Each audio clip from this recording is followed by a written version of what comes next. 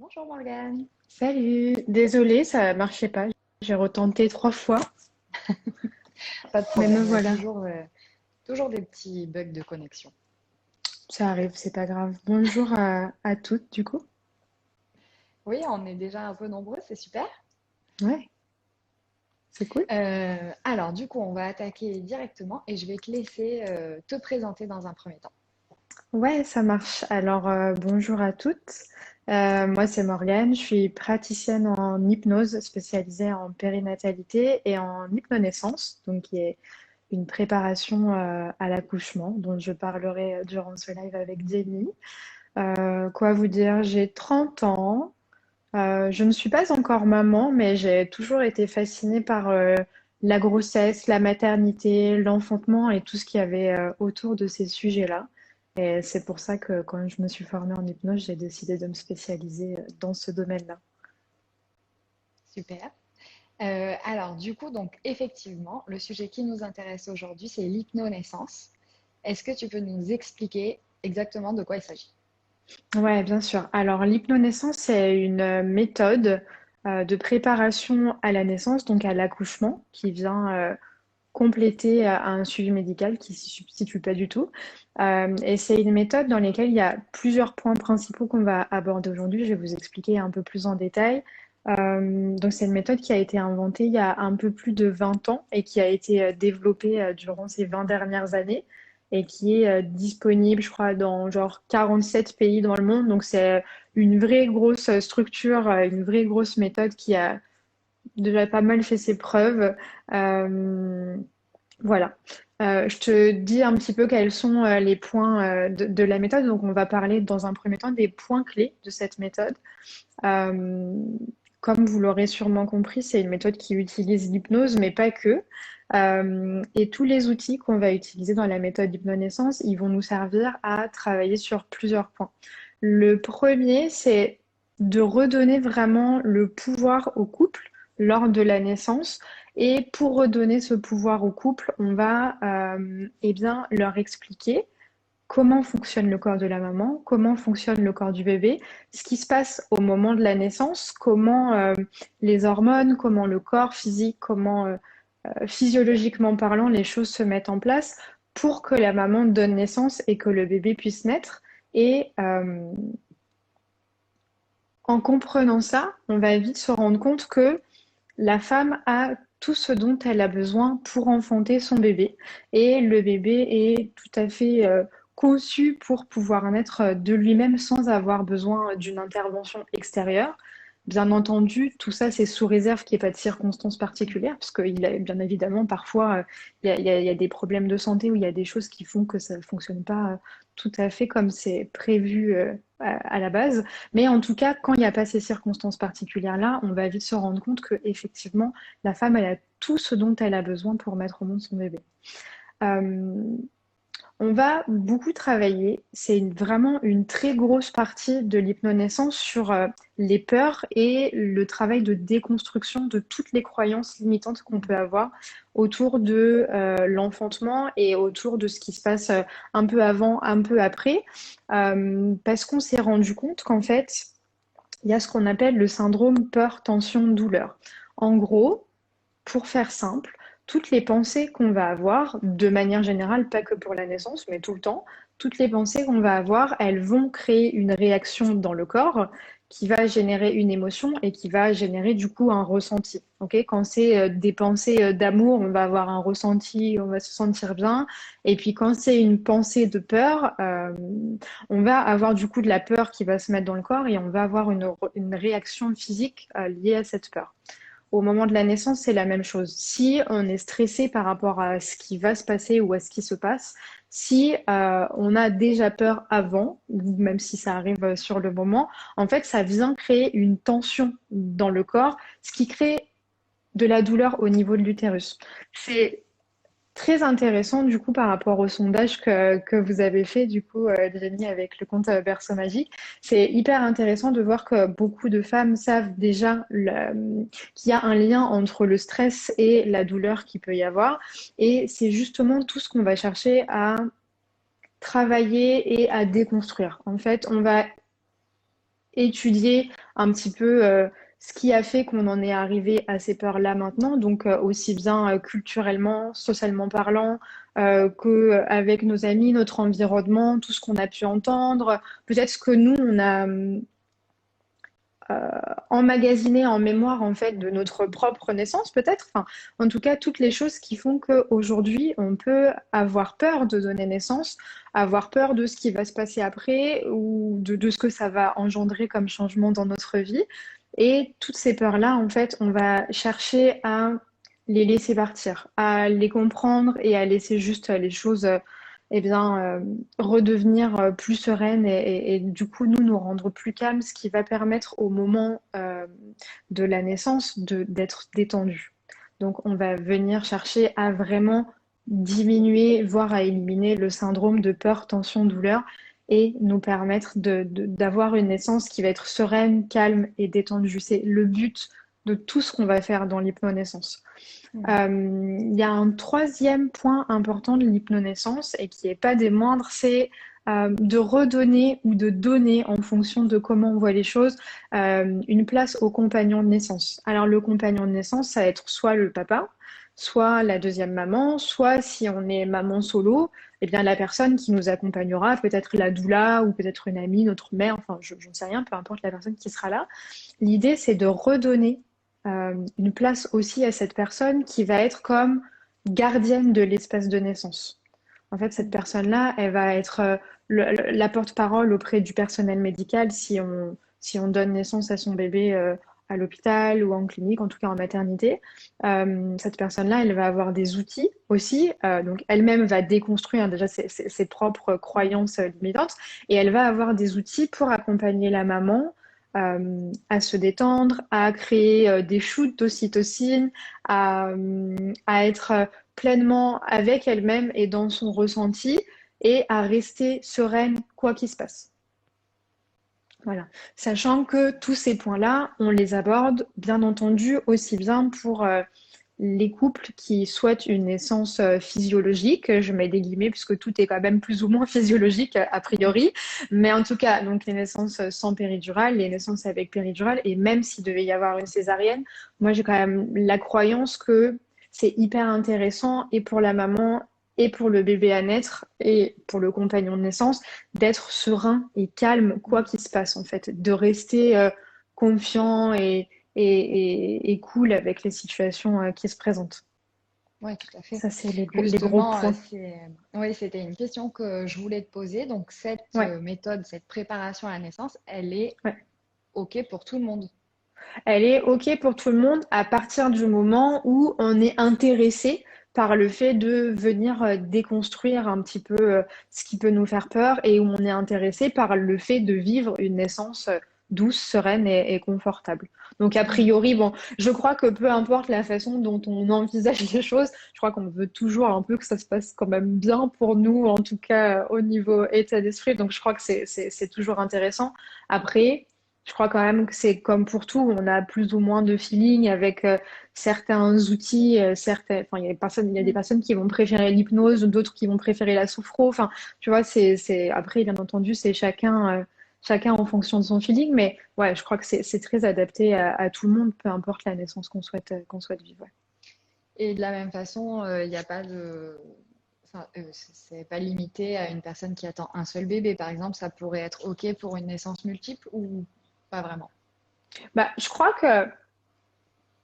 qu'il n'y a pas de raison de se dire que ça serait pas bon pour une naissance multiple. Bien entendu, on va pas révolutionner le système médical et peut-être qu'il sera imposé euh, une césarienne si c'est des jumeaux, par exemple, ou peut-être Mhm. pas. Mais en tout cas, pour la sphère préparation et préparation un peu de l'esprit et donc du corps à ce qui va se passer, parce que ça permet quand même en étant détendu à ce que ça se passe aussi mieux après pour soi. En fait, on va perdre moins d'énergie si on est bien dans la situation que si on est tout crispé et tout tendu. Donc, mine de rien, pour le début du postpartum, ça aide aussi. Mais ouais, je pense que c'est tout à fait adapté pour quelqu'un qui attendrait des jumeaux, des triplés, des quadruplés, soyons fous. Je crois que de toute façon, c'est super aidant cool avec ce qui va arriver. Ouais. Bon, super. Donc, du coup, le but, je fais exprès de Ouais, ouais, ouais, récapituler vas-y, pour être vas-y, sûr vas-y, je que t'en prie. le but, donc, c'est d'être le plus serein et le plus calme possible pour Ouais, envisager de donner la vie. ouais, Euh, et aussi, du coup, si on est justement serein, calme, prêt, ouais. l'idée, c'est de se dire que vu qu'on est conçu pour donner la vie, euh, donc là, tu vas aider les futures mamans à se rendre compte qu'elles sont capables, c'est ça? À reprendre leur pouvoir. Et donc, normalement, cette méthode aide aussi à limiter un maximum l'intervention médicale au moment de l'accouchement, c'est ça? Alors en fait, donc comme je disais tout à l'heure, évidemment, on ne peut jamais prévoir les circonstances particulières qui peuvent se produire enfin, de bien général, mais surtout au moment des naissances, parce que c'est toujours un peu imprévisible en fonction de ce qu'il y a dans l'environnement. Mais de manière générale, quand même, ce qu'on remarque, c'est que une femme qui va être très détendue et très dans ce qu'elle vit et très concentrée sur elle-même, qui va savoir respirer, se relaxer, rentrer en auto-hypnose, parce que c'est aussi le but, tu vois, Mhm. d'être dans ses sensations, dans elle-même, et puis de se connecter à des parties d'elle auxquelles elle va apprendre à se connecter. De ce qu'on remarque des parents hypnonaissants, c'est des études qui ont été faites du coup par l'Institut américain, donc où il y a le siège hypnonaissance. C'est qu'effectivement, bien entendu, ça limite beaucoup l'intervention médicale parce que les parents, en reprenant leur pouvoir, reprennent aussi leur autonomie. C'est-à-dire que Mhm. de manière générale, même en accouchant en maternité, euh, en principe, le personnel soignant se dit, oh bon bah, on peut les laisser faire en fait. Tu vois, le compagnon de naissance va être là pour rappeler le plan de naissance et le fait que ici on donne naissance à l'équipe de naissance. Donc voilà, s'il y a quelqu'un qui rentre, on le chuchote, on met pas de la lumière si la maman ne veut pas de lumière et tout. Mais du coup, de manière générale, les mamans sont tellement connectées à elles-mêmes et tellement calmes que effectivement, il n'y a pas de raison de s'agiter autour. Et ça vient pas créer un effet boule de neige avec le stress qui vient lui-même créer après des Mhm. circonstances particulières qui n'auraient pas lieu d'être en fait. Donc effectivement, potentiellement, c'est une bonne façon de, si tout est OK en termes de santé pour tout le monde, de limiter l'intervention médicale. Ouais. Quand Ok, on est super. détendu et qu'on laisse les choses se faire, les choses, elles se font puisque le corps est fait pour ça. C'est pas mal. Moi, j'aime la théorie, hein. Ça s'est pas du tout passé comme ça pour moi, mais d'un autre côté, je connaissais pas l'hypnonaissance. Donc, Ouais. Et maintenant, tu connais. Attends, perds ton oreille. oui, donc effectivement, je connaissais pas. Et maintenant, je connais, oui. Ouais. Non, mais c'est vrai que c'est vraiment chouette. Vraiment, moi, je me sens tellement chanceuse de connaître ça avant d'avoir mes enfants. Tu vois, je me dis, c'est tellement. Alors après, ça se trouve, je serais. Tu vois, les coordonnées sont peut-être les plus mal chaussées. Ça, je trouve, je ne réussirais pas du tout à le faire et je serais la première des blagues à ce sujet-là. Mais je me dis, c'est tellement chouette d'avoir des outils comme ça. Et on a des récits de maman, en fait. Enfin, ça fait partie de ce qu'on montre durant les cours, les sessions hypnonaissance, justement des naissances de parents qui ont donné naissance avec l'hypnonaissance. Et je suis en train aussi, de mon côté, d'enregistrer des récits d'hypnonaissance avec des femmes que j'ai rencontrées et qui ont donné naissance avec cette méthode-là.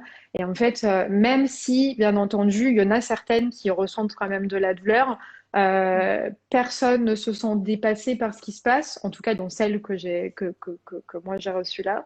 Et les naissances sont toutes différentes, mais de manière générale, les retours sont les mêmes. En fait, ça a beaucoup aidé et ça s'est très bien passé.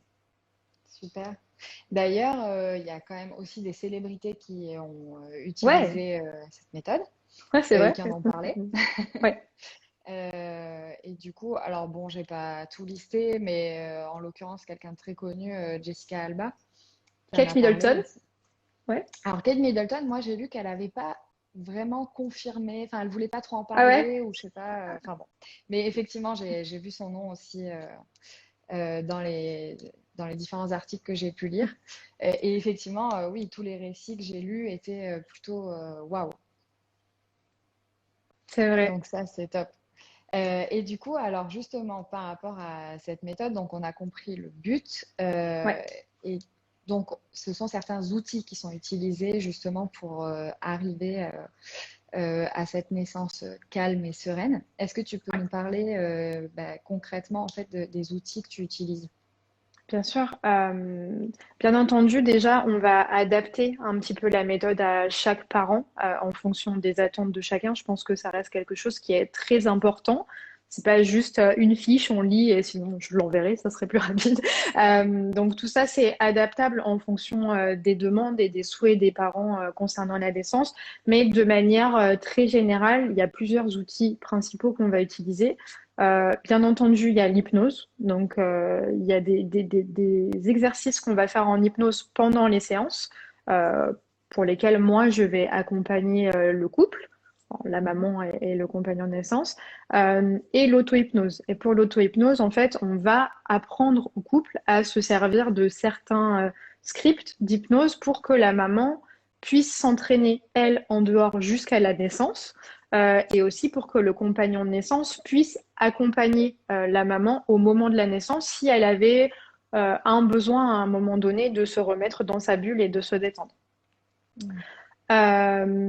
On va travailler avec la visualisation et les affirmations, un petit peu, tu sais, comme le principe de la loi d'attraction. Euh, Encore une fois, le lien en fait entre le corps et l'esprit. Tu vois, le fait d'avoir une pensée positive qui va générer quelque chose de positif dans le corps, ça c'est vraiment quelque chose qu'on va travailler. Donc, avec les affirmations, avec la visualisation, pareil en entraînement jusqu'au moment de la naissance du bébé. Comme ça, le corps se prépare en fait entre l'inconscient, le conscient et tout ce qui se passe dans le corps. Euh, on va travailler, bien entendu, avec des exercices de respiration pour les différentes phases de la naissance. Donc, il y a trois types de respiration qui vont accompagner les vagues de naissance, donc qui sont les contractions, puisqu'on modifie le vocabulaire en fait en hypnonaissance pour justement venir corriger un petit peu les croyances, parce qu'en utilisant un certain terme, par exemple contraction, je pense que dans l'inconscient collectif, c'est quand même connoté de manière très grosse douleur, tu vois. Donc, on va venir modifier un petit peu les termes de manière très simple, mais histoire de commencer à corriger ça. Euh, et donc, oui, donc la respiration, je me suis perdue en route. Donc la respiration de détente qui va être pour entre les contractions, donc entre les vagues, la respiration pour les contractions, donc pour les vagues, et puis la respiration vraiment pour le moment de la naissance, où on va venir souffler le bébé, comme on dit, pour lui permettre de sortir simplement en l'accompagnant avec la respiration plutôt qu'avec une poussée forcée. Mhm. Voilà. Et tous ces outils-là, tout comme tous les points clés, le but principal de tout ça, ça va être de créer une très grande relaxation chez la maman au moment de la naissance pour permettre à toutes les parties du corps qui donnent naissance d'être parfaitement détendues et relaxées. Et donc de faire Mhm. leur job de manière optimale. Ouais, top. Et du coup, alors justement, sur le vocabulaire, Ouais, il n'y a pas que contraction qui change, je crois, hein. J'ai lu ouais, bien sûr, ouais. d'autres mots, pareil, pour éviter le lien, comme tu disais, contraction, on sent tout de suite que ça va pas le faire. Ouais, je vais pas tous te les dire parce que sinon non, j'allais dire, on va épicer une demi-heure, mais c'est pas vrai, il doit y en avoir 15, donc pas du tout. Mais grosso modo, il y a effectivement les contractions qu'on va remplacer par des vagues. Parce que, en fin de compte, c'est un peu ce que fait l'utérus, hein. En fait, au moment de la contraction, il vient se soulever. Et nous, en fait, avec le souffle, on l'accompagne. Bref, ça donne une vague. On va pas parler d'accouchement, on va parler d'enfantement ou de naissance. Mhm. Et on va pas parler de douleur, mais on va parler de sensation ou de D'accord. serment. En fait, tu vois, juste dans ton esprit, si je te dis tu vas avoir des sensations, tu vas pas forcément t'imaginer que tu vas avoir mal. Alors Mhm. que si je te dis il va y avoir une douleur, déjà tu vas te préparer à avoir mal. Et si tu te prépares à avoir mal, bah, tu te conditionnes à, Mhm. tu vois. Donc ça, on va vraiment venir incorporer progressivement ce langage-là qui va permettre de aussi relâcher un petit peu. les- l'esprit et le corps. Et alors, du coup, dans les personnes qui te contactent pour suivre cette méthode, est-ce que tu as Ouais. plus de futures mamans pour la première fois ou plutôt justement quand c'est pas le premier enfant? Franchement, ça change rien. T'as vraiment les deux parce que tu as les mamans qui, dès le départ, ont déjà un petit peu connaissance de ce que peut être un accouchement calme ou tout l'inverse du coup et qui veulent vraiment vivre un accouchement serein et pas expérimenter quelque chose qui pourrait potentiellement être traumatique, on va dire. Et tu as les mamans qui ont je vais le dire comme ça, mais été dépossédés quelque part de leurs premiers enfantements, qui n'ont pas du tout eu de contrôle sur ce qui se passait, dont le personnel médical n'a pas forcément laissé de choix, en fait. Un truc tout bête, une maman qui voulait pas avoir de péridurale et où le personnel a insisté, insisté, la maman a cédé, en fait, simplement, par exemple. C'est un exemple parmi d'autres. Et du coup, ces mamans-là, elles trouvent l'hypnonaissance et elles se disent, OK, je reprends mon pouvoir et je vais me réconcilier, en fait avec l'enfantement. Donc, tu peux Ouais. avoir les deux, en fait. Ça dépend vraiment de ce que les personnes ont entendu ou de ce qu'elles ont vécu vraiment. Ok. Alors, du coup, la méthode hypnonaissance, comme tu dis, c'est une vraie méthode qui existe Ouais, depuis plusieurs années. ouais. Alors, bon, toi, tu fais en présentiel l'accompagnement. Enfin, je veux dire, c'est pas en visio. Moi, je le fais en visio principalement. Je le Ah, fais d'accord. Ok. un petit peu en présentiel quand j'ai des gens autour de moi, mais Dans la région. j'habite en Normandie, à Honfleur, donc c'est pas là que je trouve le plus de gens. Non, non, je travaille principalement en visio et ça se fait, enfin, je fais déjà des séances d'hypnose en visio, donc ça se fait très bien pour l'hypnonaissance. D'accord. Et on est encore très peu de praticiens en hypnonaissance en France pour le moment, donc ça permet aux parents qui n'auraient pas de praticiens autour d'eux de pouvoir expérimenter et s'approprier cette méthode-là malgré tout. Ah, oui. Bah, Ouais, c'était justement pour ça, oui, ma question, parce que justement, j'ai cru comprendre effectivement qu'il n'y avait pas beaucoup ouais, de praticiens en France. ouais, Euh, et du coup, oui, je me demandais, bah, c'est parfait si la visio c'est possible. Donc, ouais, du ouais, coup, ouais, bon, pour toutes les personnes, bien sûr, qui sont intéressées ou qui ont des questions et qui n'ont pas osé les ouais, poser en bien sûr. direct, ou bien, donc sachez que la vidéo, elle sera disponible sur l'IGTV Berceau Magique. Donc, si vous regardez cette vidéo en replay, bien sûr, je mettrai le lien vers Morgane en descriptif de la vidéo pour que vous puissiez poser avec vos questions, la contacter directement. Ouais, bien sûr. Euh, N'hésitez pas à envoyer un message si vous avez des demandes d'infos ou autre. oui, et pour les personnes qui nous suivent en direct, donc surtout n'hésitez pas, là, il nous reste quelques minutes, on va rester encore un petit peu en ligne. Donc si vous avez des questions sur la méthode, si vous vous demandez si pour vous enfin, ça peut vous convenir ou pas, enfin bon, tout ce genre de questions, il y en a certainement plein d'autres, n'hésitez pas. Donc, comme on l'a dit, c'est vraiment une méthode qui se fait en complément du suivi médical, donc soit par un gynécologue ou une sage-femme, et, et donc qui peut se faire en visio. Mhm. Et alors, du coup, enfin, dans l'idéal, à partir de quel stade de grossesse on te contacte? Ouais, alors je vais te dire ce qui est recommandé par la méthode pour la méthode elle-même et ce que moi je recommande, qui est deux choses un petit peu différentes. En gros, en fait donc la méthode hypnonaissance, c'est 5 sessions d'accompagnement. Il est recommandé de commencer au début du 3e trimestre de grossesse et de faire les 5 sessions. Ouais, une question, c'est ce qu'on vient de dire. Euh, et du coup, donc de faire les 5 sessions d'affilée, donc sur 5 semaines.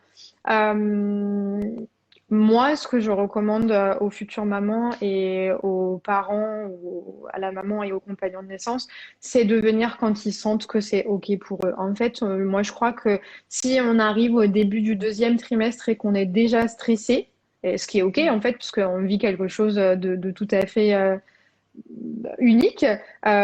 Si déjà au deuxième trimestre, on sent qu'on a envie en fait de commencer à relâcher les peurs, bah moi je crois que c'est OK de faire une session toutes les 2 semaines, une session par mois pendant 5 mois.